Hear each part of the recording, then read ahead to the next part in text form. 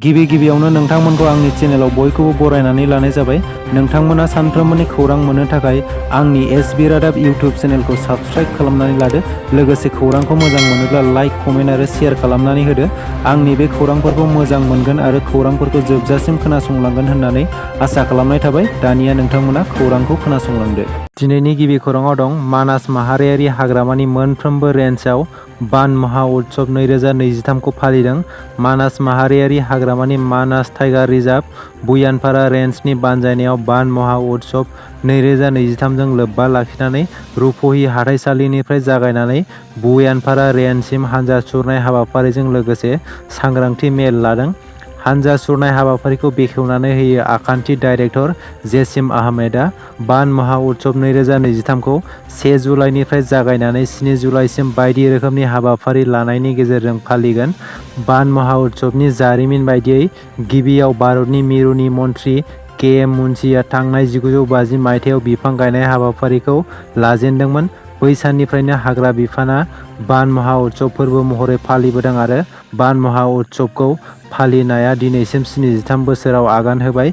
बेखौ नोजोर लाखिनानै आइ.सि. रेन्जार कामेश्वर बर'नि दैदेननायाव मानास टाइगार रिजार्भ, बुयानपारा रेन्जनिफ्राय बिफां गायनाय बायदिजों लोगोसे हानजा सुरनाय हाबाफारि लायो आरो सांग्रांथियारि मेलबो लानाय जायो। गेलेनाय बिथिङाव फैगासिनो दं मोनसे गिदिर जोलुर बादायलायनाय। देग्लायनि डुरान्ड काप जोलुर बादायलायनायखौ क'क्राझारनि साइ स्टेडियामाव फैगौ आगस्ट दाननि 6 खालारनिफ्राय जागायगोन। एसिया हादरमानिनो बयनिख्रुइबो गोजामसिन डुरान्ड काप जोलुर बादायलायनायखौ 1888 मायथाइनिफ्रायनो खुंबोगासिनो। बे गोजामसिन जोलुर बादायलायनायखौ बि.टि.आर.नि क'क्राझार साइ स्टेडियामाव खुंफुंनो साखाफारा जाबाय। फैगौ 132थि डुरान्ड काप जोलुर बादायलायनायाव बड'लेण्डनि जानानै बड'लेण्ड एफ.सि.आ गेलेनो खाबु मोनबाय। बेयो बर' हारिनि थाखाय मोनसे मोजां खौरां।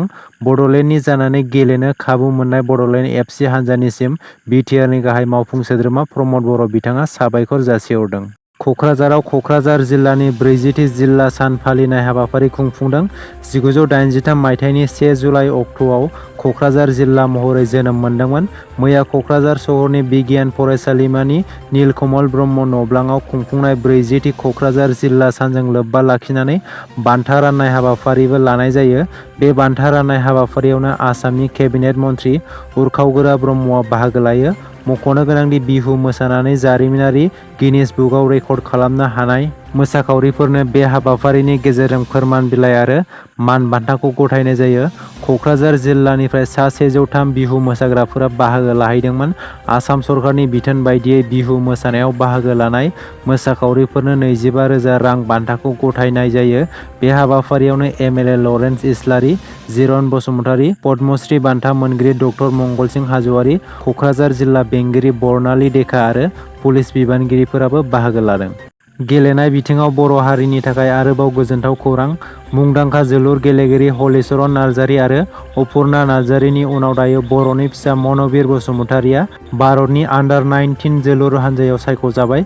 भारतनि आन्डार-19 जोलुर हानजायाव सायख'जानाय लाइमोन गेलेगिरि मन'बिर बसुमतारिखौ गसाइगावनि होननानै मिथिनो मोननाय जादों।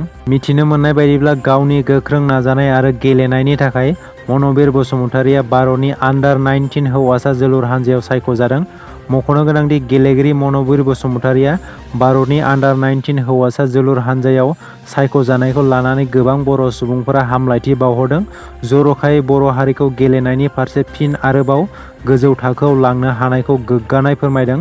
गसाइगावनि लाइमोन गेलेगिरि मन'बिर बसुमतारिया गोदान आगान सुरनो लानायखौ बि.टि.आर.नि गाहाय खुंगिरि प्रमद बर'आबो जोबोद गोजोननाय मोननायखौ फोरमायनानै हामलायथि बावहरदों। दिनै एबा 2 जुलाइआव Bodofa Upendranath Brahma super 50 mission civil सार्भिसनि आनजादा जागोन। बि.टि.आर. ओनसोलाव सोलोंथाइ बिथिंखौ जौगाहोनो थाखाय बड'फा उपेन्द्रनाथ ब्रह्म सुपार 50 मिशनखौ बि.टि.आर. सरकारा लानाय जादों। थिग बिब्दिनो दिनै एबा 2 जुलाइ खालि UN. Brahma super 50 mission civil सार्भिसनि आनजादा फुंनि 11 रिंगानिफ्राय 1 रिंगासिम जागोन। बि.टि.आर. ओनसोलनि गासै 2184 बिजाथिफोरा इउ.एन. ब्रह्म सुपार 50 मिशननि एन्ट्रेन्स आनजादखौ होगोन। 2184 फरायसाफोरनि गेजेराव गासै सा 50 गुन गोनां फरायसाफोरखौ सायख'नाय जागोन। लोगोसे भारतनि दाब दाब जायगानि मोजां इनस्टिटिउटआव फरायहैनो खाबु होनाय जागोन। डेलिमिटेसनखौ लानानै हाग्रामा महिलारिनि फिन आरोबाव गोख्रों अजद। थांखिया जाफुंसारनायनि थाखायनो एबसु आरो इउपिपिएलआ बमा गावनानै रंजादों। बिसायख'थि आय'गआ फोसावनाय डेलिमिटेसनाव एबसु आरो इउपिपिएलआ लोब्बा दं। बे थांखिखौ बिपिएफआ माब्लाबाबो गनायनानै लाया। बे गोख्रों बाथ्राखौ बुंदों हाग्रामा महिलारि बिथाङा।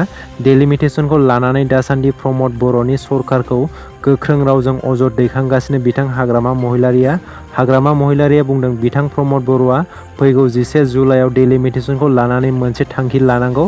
बेनि अनगायैबो केबिनेटआव थांखि लानानै क'क्राझार आरो अदालगुरिखौ लकसभा बियाब खालामनांगौ होननानै बिसायख'थि आय'गखौ बुंब्लानो गोरलैयैनो जायो होननानै बिथां प्रमद बर'खौ सुबुरुन होदों हाग्रामा महिलारिया।